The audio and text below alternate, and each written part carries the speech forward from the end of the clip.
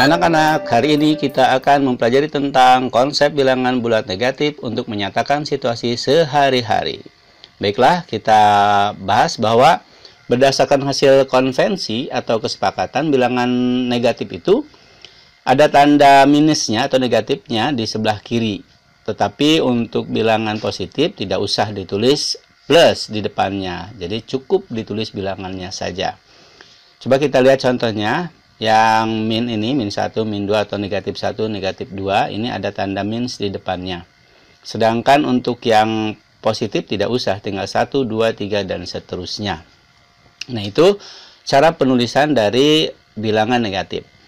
Bilangan negatif ini sering kita istilahkan atau dalam pembelajarannya sering diistilahkan beberapa hal ya. Istilah-istilah ini sering sekali digunakan oleh guru-guru atau pengajar, misalnya mempunyai hutang. Jadi bilangan negatif itu bisa diistilahkan mempunyai hutang, terus masih kurang ya, jadi masih kurang, terus juga membutuhkan. Nah, ini bisa kita lihat dalam contoh-contoh soalnya ya. Jadi dibahas dalam soal atau contoh soalnya yang bisa kita gunakan istilah-istilah tadi, misalnya minus 8 plus 7. Nah, ini bisa kita istilahkan misalnya, ibu mempunyai hutang 18 kg terigu ke warung. Hari ini ibu membayar 7 kg. Berapa sisa hutang ibu? Nah, begitu ya contohnya. Jadi minus ya, hutangnya dibayar 7, jadi masih ada minus lagi 11. Contoh berikutnya adalah minus 20 dikurangi 16. Kita bisa tulis seperti ini.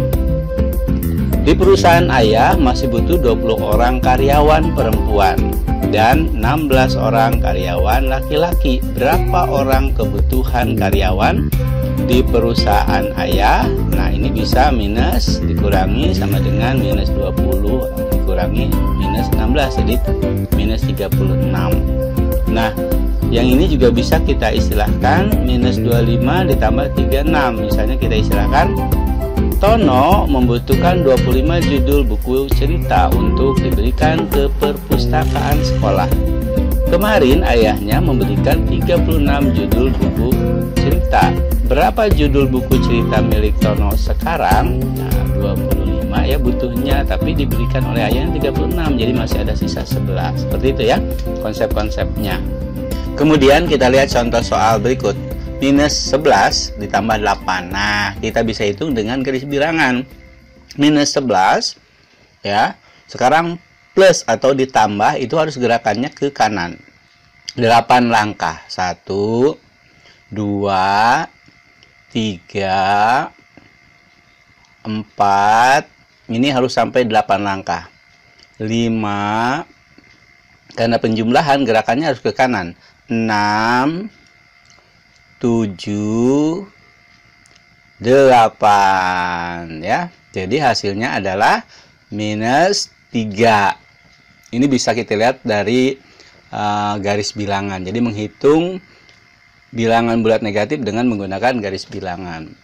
Contoh soal berikutnya ya. Kalau ini tadi penjumlahan, menjumlahkan dan menggunakan garis bilangan, gerakannya atau langkahnya harus ke kanan. Sekarang misalnya 6 dikurangi atau minus 11. Nah, ini pertama dari 6. Karena ini minus atau dikurangi, gerakannya harus ke kiri. 11 kali. 1, lihat yang garis kuning ini ya. 2, 3, gerakannya ke kiri. 4, 5, 6, 7, 8, 9, 10, 11. Jadi ada 11 langkah, hasilnya adalah minus 5. Jadi 6 dikurangi 11, hasilnya adalah minus 5 atau negatif 5. Ini cara menghitung dengan menggunakan garis bilangan ya. Ya, sampai bertemu lagi dalam materi yang lain.